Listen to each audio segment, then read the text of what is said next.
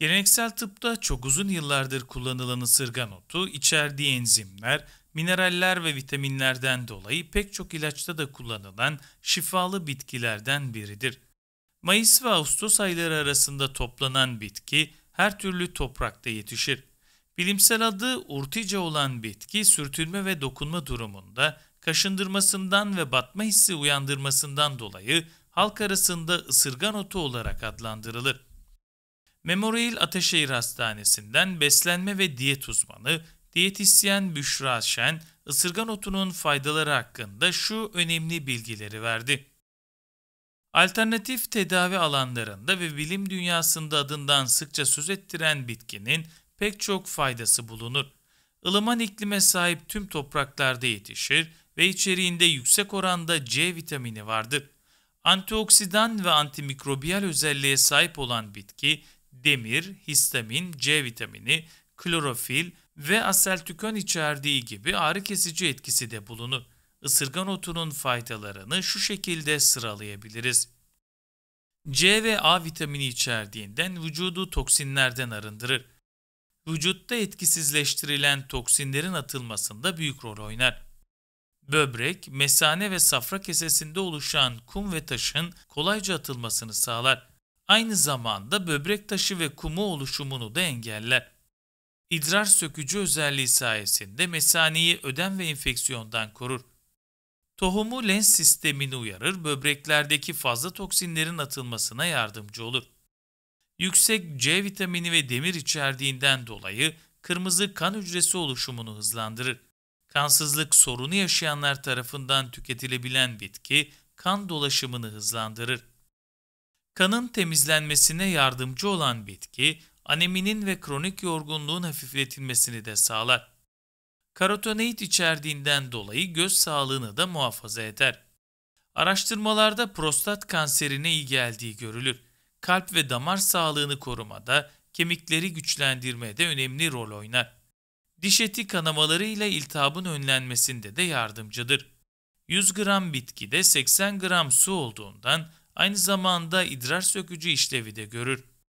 Astım, saman nezlesi gibi üst solunum yolu rahatsızlıklarını hafifletir. Saç dökülmesini engellemeye yardımcı olur. Cilt sağlığı üzerinde de oldukça yarar sağlayan otun sivilce oluşumunu önleyerek cildi güzelleştirdiği görülür. Emzirme döneminde olan annelerin sütünü artırmaya yardımcı olur. İshal ve mide bulantısına iyi gelen ot, aynı zamanda kireçlenmeyi, romatizmayı ve eklem ağrılarını da büyük ölçüde azaltır. Gut rahatsızlığının tedavisinde de oldukça etkilidir. Peki ısırgan otu karaciğere iyi gelir mi? Bağışıklık sistemini güçlendiren bitki karaciğerin temizlenmesinde önemli bir rol oynar. Isırgan otunun karaciğer yağlanmasına iyi geldiği gözlenir.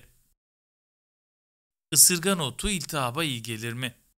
İdrar söktürücü, böbrek taşı önleyici, mukoza sağlamlaştırıcı ve kan temizleyici özelliğiyle şifalı bitkiler arasında yer edinen ısırgan otu, iltihap giderici olarak da kullanılır. Doğru ve düzenli bir şekilde tüketildiğinde vücutta bulunan iltihapların giderilmesine yardımcı olur. Isırgan otunun saça faydaları nelerdir? Sağlık açısından pek çok yararı bulunan otun saça faydalı olduğu da bilinir. Saç kepeklenmesi ve saç dökülmesi gibi sorunların giderilmesine yardımcı olur. Saçlara parlaklık ve canlı bir görünüm verdiği de düşünülür. Aşırı yağlanmasının önüne geçer. Aynı zamanda ince telli saçlara hacim kazandırarak gür görünmesini sağlar. Isırgan otu çayı nasıl yapılır? Ot toplandıktan sonra kurutularak uzun süre muhafaza edilebilir. Isırgan otu çayının hazırlanması oldukça basittir. İlk olarak ince ince kıyılmış bir tatlı kaşığı ot, kaynamakta olan bir su bardağının içerisine atılır. Suyun içinde 5 ila 10 dakika kadar haşlanır. Bu süre zarfında otun kokusu çıkar. Haşlama işlemi sonrasında süzülür. Hazırladığınız çayı 5 dakika kadar dinlendirdikten sonra içebilirsiniz. Eğer tadından ve kokusundan haz etmiyorsanız içeriğine doğal bal ya da birkaç nane yaprağı ekleyebilirsiniz. Isırgan otu çayının faydaları nelerdir? Bağırsakların düzenli çalışmasına yardımcı olur. İdrar söktürücü özelliğiyle bilinir ve metabolizmayı hızlandırıcı etkiye sahiptir. Ağız kokularını giderme noktasında oldukça katkı sağlar. Mineral içerdiğinden kemik sağlığı açısından önemli bir husus teşkil eder. Kuru öksürük olarak bilinen hastalığın tedavisinde oldukça etkilidir. Isırgan otu nasıl kullanılır? Kurutulduktan sonra uzun süre kavanozda muhafaza edilebilen bitkinin pek çok farklı kullanışı vardır. Tohumu baharatçılarda, tazesi ise semt pazarlarında satışa sunulan bitki ile salata yapılabileceği gibi çay gibi hazırlanıp içildiği de görülür. Haşlanarak ve üzerine yoğurt ilave ederek salata şeklinde servis edebilirsiniz. Aynı zamanda haşlanmış bitkinin içine biraz kıyılmış pırasa ekleyerek börek de yapabilirsiniz. Isırgan otuyla tohum çayı ve kök çayı da hazırlayabilirsiniz. Mutfağın yanı sıra kozmetik sektöründe de yer edinen bitkiyi saç bakımı için de kullanabilirsiniz. Isırgan otu kanseri tetikler mi? Isırgan otunun kanser önleyici ve tedavi edici etkisi bilimsel olarak kanıtlanmamıştır. Ancak yapılan çalışmalar özellikle prostat kanserine iyi geldiğini gösterir. Isırgan otu zararları nelerdir? Bitkinin yakıcı tüyleri ciltle temas ettiğinde ilk olarak yanma ve kaşıntıya neden olabilir. Ayrıca alerjik reaksiyon oluşturabileceği gibi ciltte döküntü, terleme, kusma, ishal ya da mide ağrısına sebebiyet verebilir.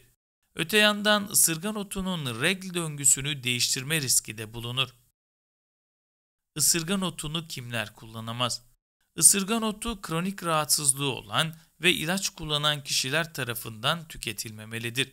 Isırgan otunun düzenli kullanımı için uzman bir hekime danışabilirsiniz.